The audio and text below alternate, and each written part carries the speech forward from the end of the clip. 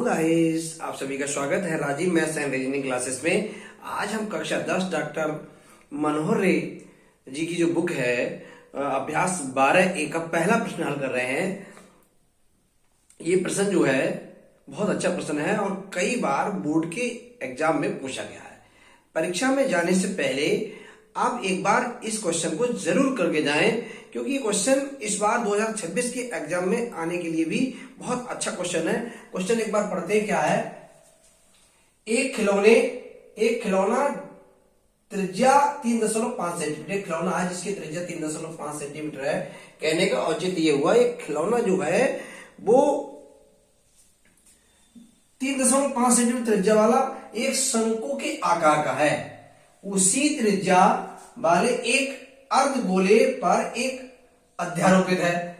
शंकु जो है वो अर्धगोले के ऊपर अध्यारोपित है। इस खिलौने की संपूर्ण ऊंचाई 15.5 सेंटीमीटर है। तो इस खिलौने का संपूर्ण पृष्ठीय क्षेत्रफल ज्ञात कीजिए।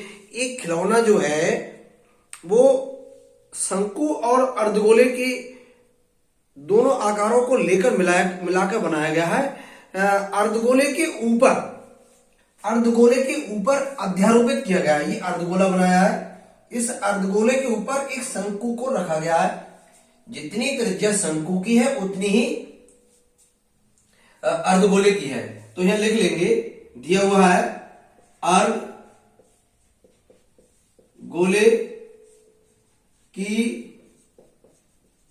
त्रिज्या बराबर शंकु की त्रिज्या, और इसे r मान लेंगे। दोनों की त्रिज्याओं को r मान लेंगे और r बराबर दिया है 3.5 सेंटीमीटर, है ना।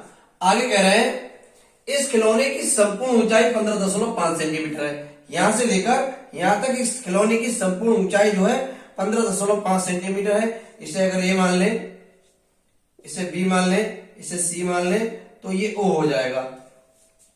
देखिए यहां से यहां तक ये शंकु की त्रिज्या और अर्धगोले की त्रिज्या ये बराबर। अध्यारोपित करने का मतलब होता है कि एक आकृति को दूसरे आकृति के ऊपर रखें तो इनके आधार जो है ये सेम आधार है। और ये जो ऊंचाई होगी यहां से यहां तक 3.5 हो जाएगी। इसको हमने इधर दिखा दिया है। अब हम आपसे बात करें कि संपूर्ण ऊंचाई में से अगर हम इस अर्धगोले की ऊंचाई को यानी कि 3.5 को घटाएं तो ये ऊंचाई शंकु की जो ऊंचाई है वो कितनी बचेगी? तो 15.5 में से 3.5 घटाएंगे तो 12 सेंटीमीटर बचेगी। यहां लिख लेंगे संपूर्ण ऊंचाई, जिसे हम कैपिटल एच मान लेंगे, 15.5 सेंटीमीटर दी गई है। और शंकु की ऊंचाई बराबर हम निकाल लेंगे संपूर्ण जो ऊंचाई है इसमें से अर्धगोले की ऊंचाई घटा देंगे। तो 15.5 माइनस 3.5 इसमें से माइनस करेंगे तो ये आ जाएगा 0। और 12 में से 5 में से 5 गया 0, 15 में से 3 गए तो 12.0 सेंटीमीटर आ जाएगा। या हम इसे लिख सकते हैं 12 सेंटीमीटर। शंकु की ऊंचाई को हम स्मॉल h मान लेंगे। तो शंकु की ऊंचाई हमने प्राप्त कर ली। अब हमें संपूर्ण पृष्ठीय क्षेत्रफल निकालने के लिए हमें शंकु की तिर्यक ऊंचाई चाहिए। तिर्यक ऊंचाई ये होती है। ये तिर्यक ऊंचाई हमें पता नहीं है, तो यहां लिखेंगे शंकु की तिर्यक ऊंचाई, शंकु की तिर्यक ऊंचाई h बराबर फार्मूला होता है शंकु की तिर्यक ऊंचाई।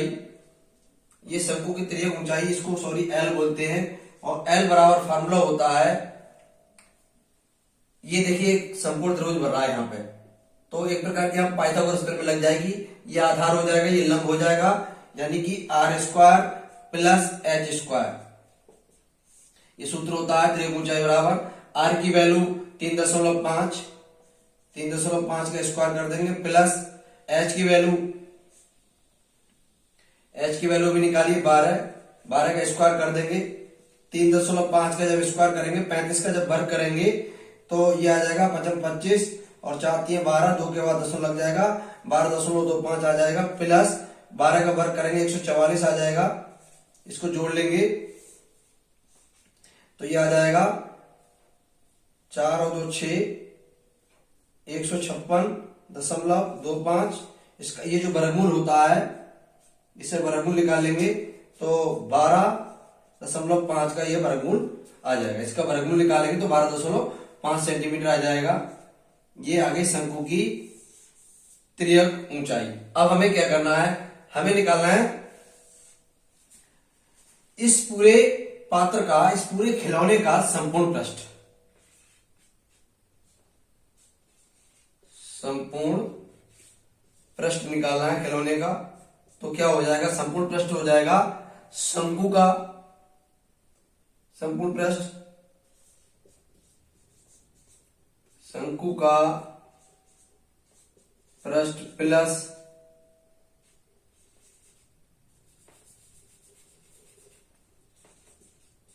अर्धगोले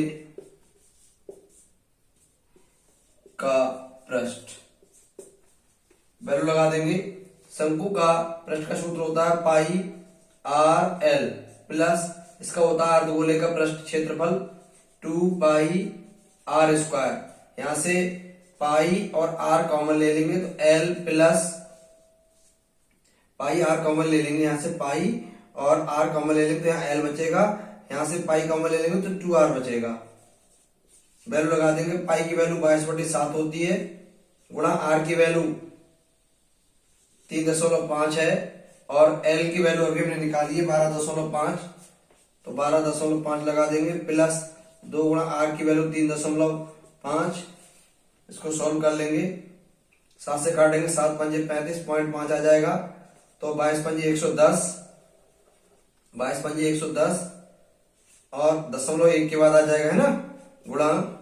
अब ये देखिए 12.5 प्लस 35 दूनी 70, 1 के बाद 0 और ये जोड़ लेंगे तो 11 गुणा, इसे जोड़ेंगे तो 12 7 19, 19.5 इनकी गुणा कर लेंगे तो 11 पंजे 55 के 5 हासिल लगे 5 और 11 99, 99 5 104, 104 के 4 हासिल लगा 10 और 11 एकम 11 और 10 21, तो ये आ जाएगा 214 और 1 के बाद देखिए पॉइंट लगाएंगे तो 214.5